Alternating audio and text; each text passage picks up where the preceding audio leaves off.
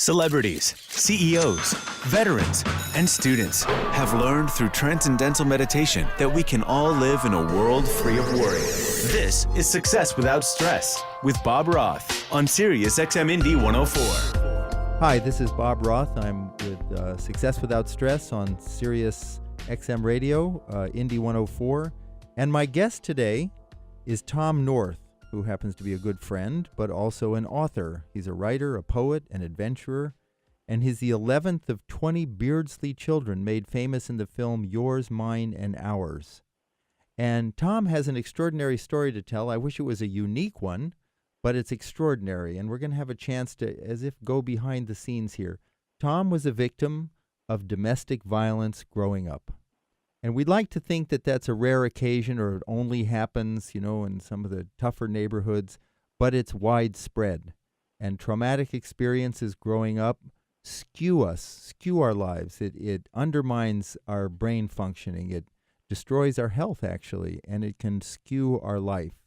And Tom has an interesting story about what it was like to grow up in a very famous family on the outside, but the sort of the horrors and the hells behind the scenes.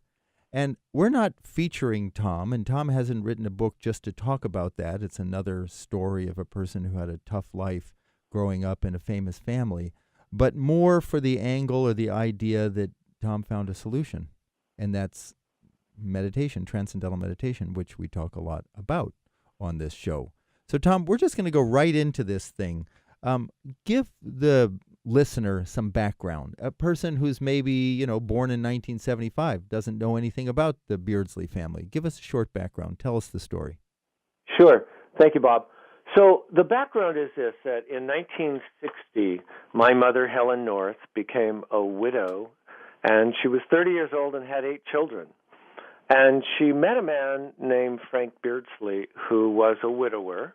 He had 10 children, and they got married. So when you add 10 and 8, that's 18, and that's a heck of a big family. What happened is that it caught the attention of the media, and Lucille Ball called my mother and stepfather and said, I want to make a movie about the merger of these two big families. So she did that, and the movie was called Yours, Mine, and Ours, hence the title of my book, which is True North, The Shocking Truth About Yours, Mine, and Ours. When Lucy made the film, of course, it was classic Lucille Ball, so it was funny, it was entertaining, it was warm-hearted, and it was a wonderful film. In fact, it was the 4th highest-grossing film of 1968. So it was a critical and box office success, and the public came to expect that the family experience was a representation, or I should say the film was a representation of the family experience, which was 180 degrees the other direction from the truth. What was happening in the actual family life was that Frank Beardsley was psychotic, and so he was a dangerous person to be around. And for children, that creates a very traumatic environment. And so we were subjected to domestic violence and child abuse on a daily basis. So not only were we having to deal with an impossible domestic environment, but we had to support a fantasy that was promoted by Hollywood. And that, for lack of a better term, is just crazy-making. So that's the backstory of the Beardsley household in a nutshell. Tell us, I grew up in the 50s and 60s in the Bay Area, and, my parents fought, and sometimes, I'd hear them arguing or fighting. I don't know how many people really know, what do you mean domestic abuse, and what was that like? When did you suddenly realize something is wrong here? Tell me a little bit about what it's like to be 10 years old in a family like that, and why is that relevant to today?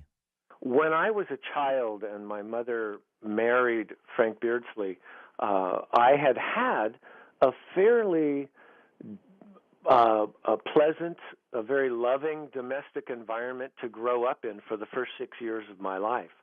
My parents, Richard North and Helen North, were very much in love, as evidenced by a lot of hugging and kissing and laughter in the home and playing with their children, and it was a very wonderful domestic environment.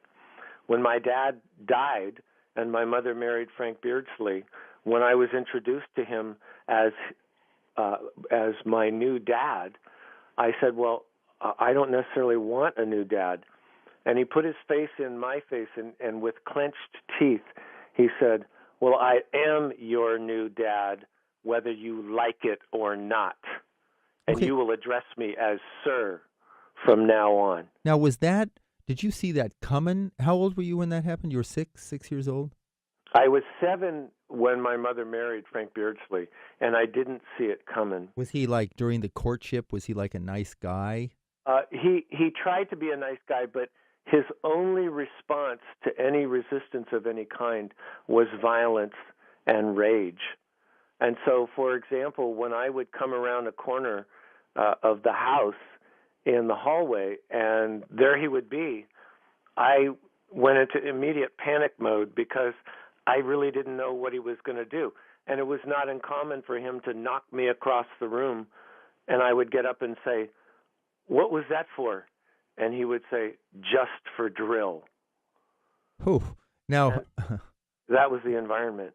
Now, I saw in an interview, and you talk about this, that you wanted to eat dinner with all 20 kids because there was safety in numbers rather than being able to be picked off. Talk about that. Talk about that. Yeah, that's correct. So there was, to a degree, when I had to be in the house, there was safety in numbers, and I just made sure that I put children between me and Frank Beardsley, and then stayed out of his way as much as I could. And as I write in the book, I was like a deer at the pond. The deer bends down and takes a drink, and then looks up and looks around to see if there's any predators around.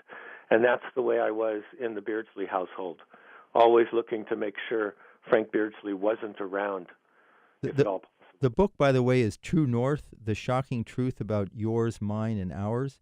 It's an inspirational story of survival and hope, and I encourage all the listeners to purchase this. It's beautifully written. You write it yourself? I did. Yes, a great, very, very well written. How is this book relevant to a person who doesn't remember the Beardsleys, but they're hearing this interview or they're going to pick up your book? Is the problem of domestic violence, is the problem of what you're talking about when you go around the country and you speak everywhere and you're a brilliant speaker?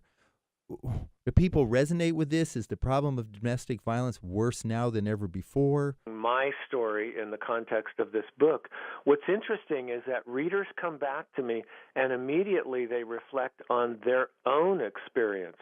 Because for each person, the most important person in their lives is themselves. And they immediately reflect on their own experience, and they typically say, "Thank you for writing this book. You've given me a voice I never had." Now, we're going to transition. So your life is a hell from the age of 7 until when? 18. 18. And then what were you doing? Were you taking drugs? Were you self-medicating? Were you in therapy? What were you doing to be able to cope with your hell that you're living?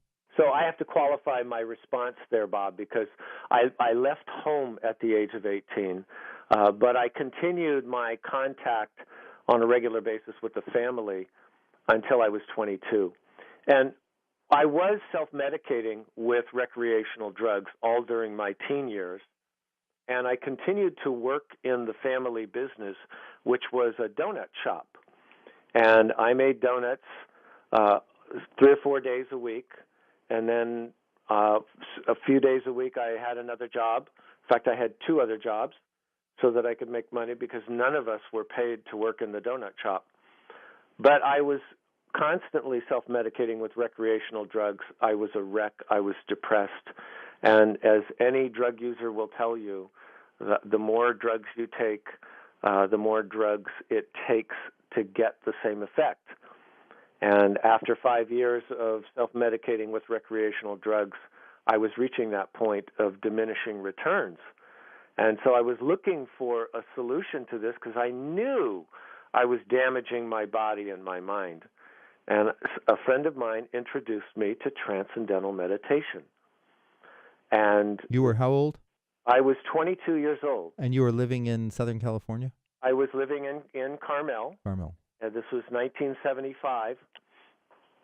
And so I was working 3 jobs and stressing myself out all the time. And it was time for me to make a change. So a friend says, Tom, Transcendental meditation. And was that something that resonated with you? Was that something, oh, that's hippie stuff? Or was that something you were, oh, gosh, I've been looking, and this is something I want to give a try? You know, I remember it, Bob, like it was yesterday. I said to my friend, if it's that good, you're in a dangerous place because you're standing between me and the door. And I went right down to the TM Center and learned to practice TM. So how would you describe Transcendental meditation in a few words to our audience? When I began to practice TM, it was nothing short of miraculous. I experienced a release of tension and anxiety immediately. And the example that I can give you to illustrate that is that I was so bound up inside prior to learning to practice TM that I couldn't give a compliment. And so that evening, after I had learned TM, I went to visit the kids, my younger brothers and sisters, at the family home. And my sister was going out on a date, and she looked very cute, and I complimented her, and she stopped and looked at me because a compliment was something that never happened in the Beardsley household. And I shocked myself. So that was a very simple thing to do, but it wasn't a common thing in the Beardsley household, and I shocked myself by giving a compliment. I have several more questions, but I'm going to give a quick definition for you of Transcendental meditation for our listeners. Transcendental meditation, many of you know this, I've been teaching it for over 40 years. Transcendental meditation is a simple, natural, effortless technique practiced about 15 to 20 minutes twice a day, sitting comfortably in a chair with the eyes closed. And in brief, it just gives access to a level of calm and silence that already exists deep within the mind, much like there are waves on the surface of the ocean, but at the depth of the ocean, it's naturally silent. So the surface of our mind is that worrying mind, the anxious mind, the planning mind, the regretful mind, the creative mind. It's just the waves on the surface, the gotta mind. But we hypothesize is that everyone has deep within a level where the mind is already calm and quiet. And Transcendental meditation, unlike other forms of meditation, gives effortless access to that. And when we experience that effortlessly every time, move in that direction, body gains a state of rest and relaxation found to be far deeper than the deepest part of deep sleep. And that deep rest actually heals the brain. It actually allows the body to throw off stress, and research shows that connections between the frontal lobe, which is the executive functioning of the brain, and that is the rational filter against impulsive behavior, and that is our judgment and decision-making and sense of self. When when we've been traumatized or under stress, that frontal part of the brain goes offline, and then we're just reactionary and just describing what Tom North has been saying. You know, it's you feel traumatized and scared and afraid always. And so the meditation heals the brain, releases stress, and it's used widely now in businesses across the country. It's offered in schools and in prisons. I don't mean to put business school and prisons all in the same same line there. They're slightly different. But anyway, so now back to, and it's not a philosophy, Tom, and it's not a religion, and it's not a change in lifestyle. There's nothing you need to believe in. Anyone can do this. So now, you started meditating at 22. You're how old now? I'm 60. So you're 60. So 38 years, over those 38 years, how has the meditation helped you? What kind of changes has it brought about? And has it been the meditation, or is it just natural maturing? You know, tell me how the meditation has helped you. Because when I read your literature and your books, you know, you really credit, you say, you know, Transcendental meditation put you on the road to healing. And, well, I was a broken soul at the time that I learned TM, and it really saved my life. In fact, I have a big grin on my face right now, Bob, because I'm sitting at my computer and I'm writing an article titled 9 Ways TM Improves My Life. And so I've been asked by a magazine to write this article, and so I was just working on that.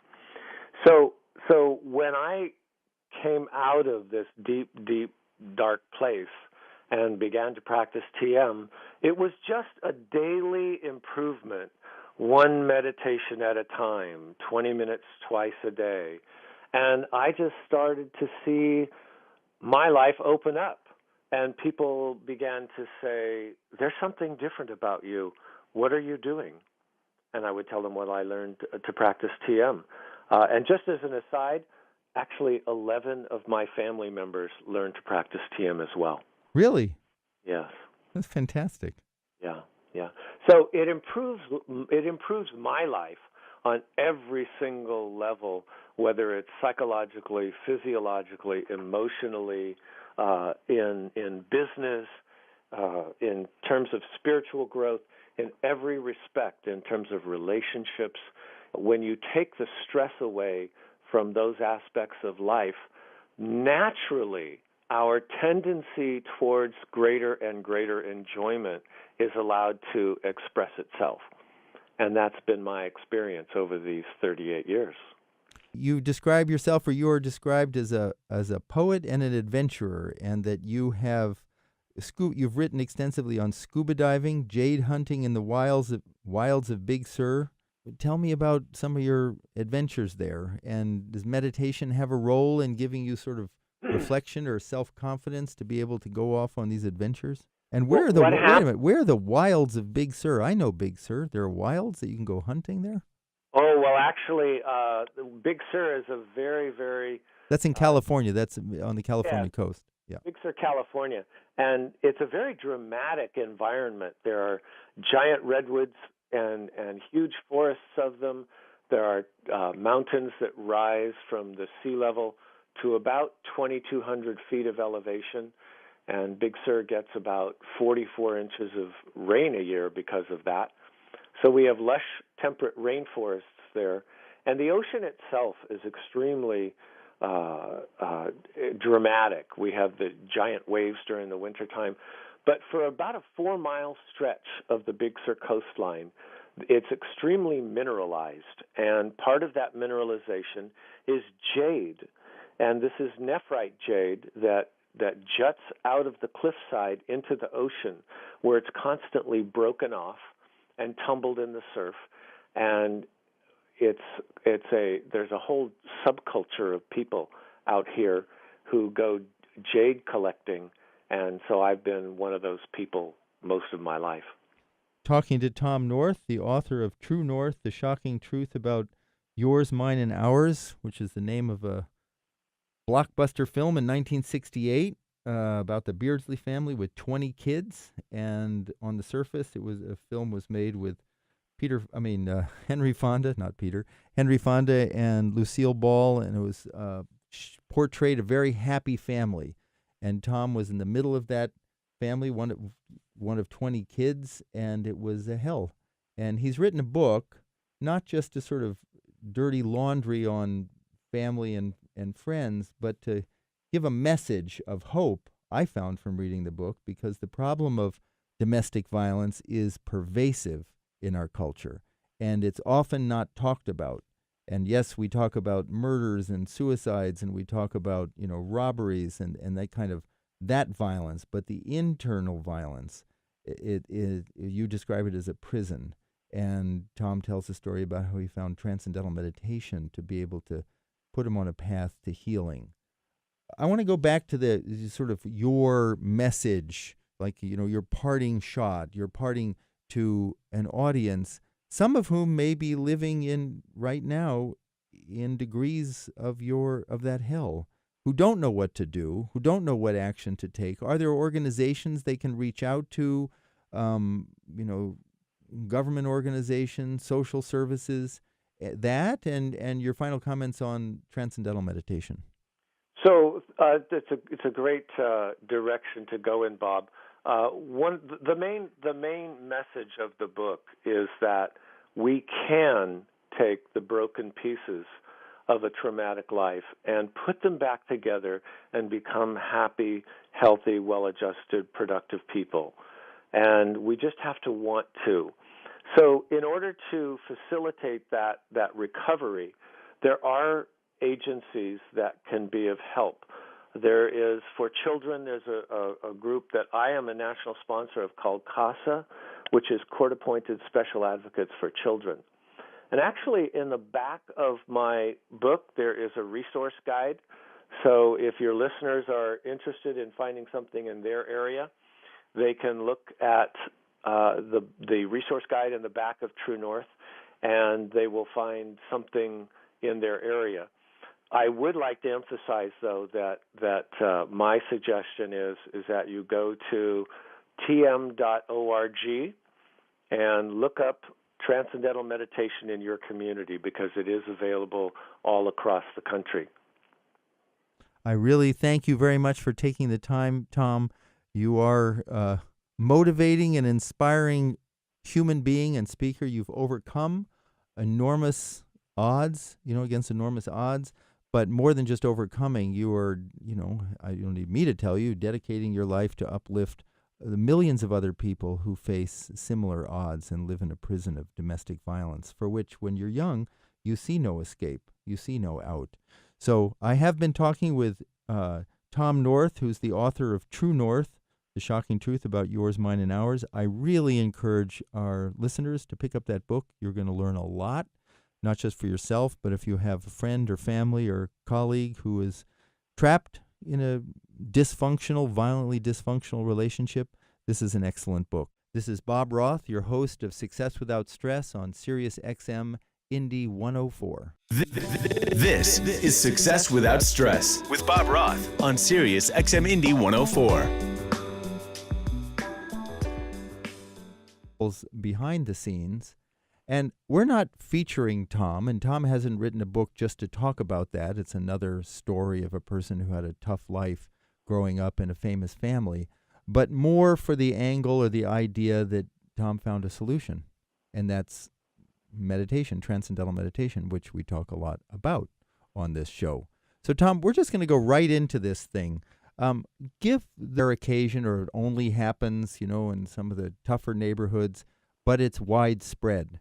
And traumatic experiences growing up skew our lives. It undermines our brain functioning. It destroys our health, actually, and it can skew our life. And Tom has an interesting story about what it was like to grow up in a very famous family on the outside, but the sort of the horrors and the hell. Celebrities, CEOs, veterans, and students have learned through Transcendental Meditation that we can all live in a world free of worry. This is Success Without Stress with Bob Roth on Sirius XM Indy 104. Hi, this is Bob Roth. I'm with Success Without Stress on Sirius XM Radio, Indy 104. And my guest today is Tom North, who happens to be a good friend, but also an author. He's a writer, a poet, an adventurer, and he's the 11th of 20 Beardsley children made famous in the film Yours, Mine, and Ours. And Tom has an extraordinary story to tell. I wish it was a unique one, but it's extraordinary, and we're going to have a chance to, as if, go behind the scenes here. Tom was a victim of domestic violence growing up, and we'd like to think that that's a rare listener some background. A person who's maybe, born in 1975, doesn't know anything about the Beardsley family. Give us a short background. Tell us the story. Sure. Thank you, Bob. So the background is this, that in 1960, my mother, Helen North, became a widow, and she was 30 years old and had 8 children. And she met a man named Frank Beardsley, who was a widower.